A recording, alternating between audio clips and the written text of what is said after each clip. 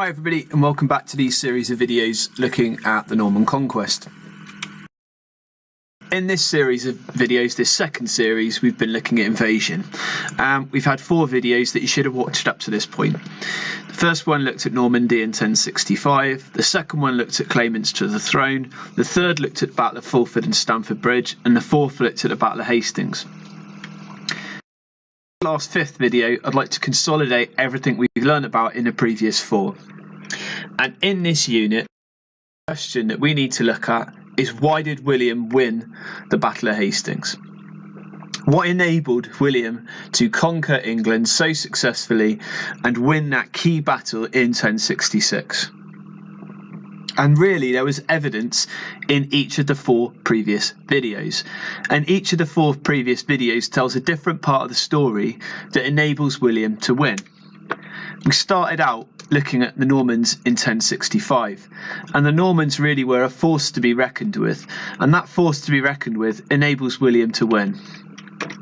Secondly, William had a really strong claim to the throne. It wasn't a tangential claim, he had a strong claim to the throne, and that enables him to power through and lead that invasion. Thirdly, Harold Godwinson's army after Fulford and Stamford Bridge was seriously reduced, and that meant that when they turned up at Hastings, William was at an advantage already. And then finally, the Norman tactics at Hastings pay off.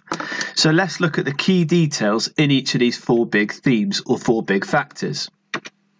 Firstly, in terms of Norman preparation and features of Normandy that meant they were a strong force, really the big thing we need to look at is the fact that they had knights on horseback.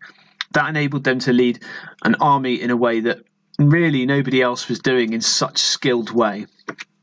And to do that, they needed stirrups. And they were the people that invented stirrups that enables these people to fight on horseback. The army were covered in chainmail, and they had the latest technology ready at their use. And then finally, the Normans had the feudal system. And the feudal system meant that their army was so tied together because of this idea of promise of land and promise of paying taxes, that their army was tightly knit, closely focused, and could be called at a very, very speedy rate. They also, really importantly, were king of the castle in terms of castle design at this point, and they were more advanced than other people in terms of their speed that they could build castles and their use of castles.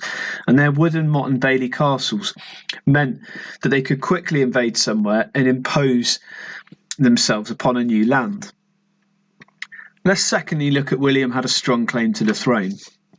And he definitely did. He had a blood link to Emma of Normandy, and so he did have a link to the English throne, and a clear link to the English throne that arguably put him ahead of some of these other claimants in 1066.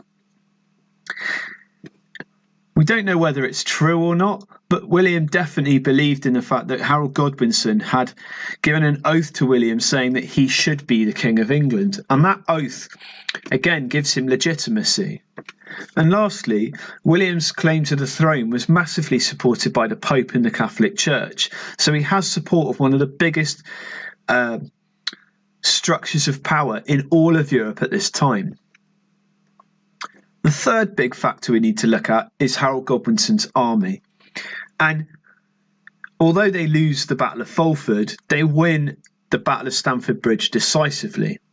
But because they fought 2 battles, Harold's army is reduced. He loses men at both of those battles. And the fact that York is such a far distance away from Hastings in the south means that his army has marched vast distances. His men have marched vast distances. His commanders have marched vast distances. So we need to factor that in when we consider why William won. But we also need to not take it away from William and the Normans, because their tactics at Hastings hugely pay off and is a really big reason why they win.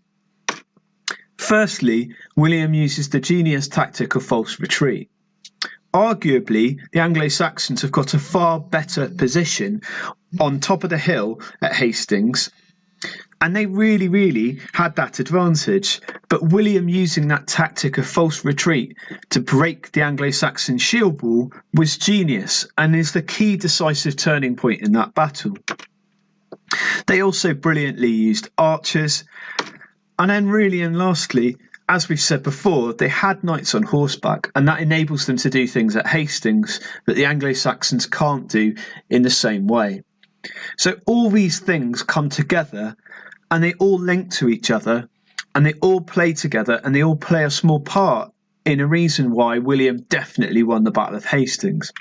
In the next series of videos, we'll look at what William and the Normans do once they've taken power in 1066.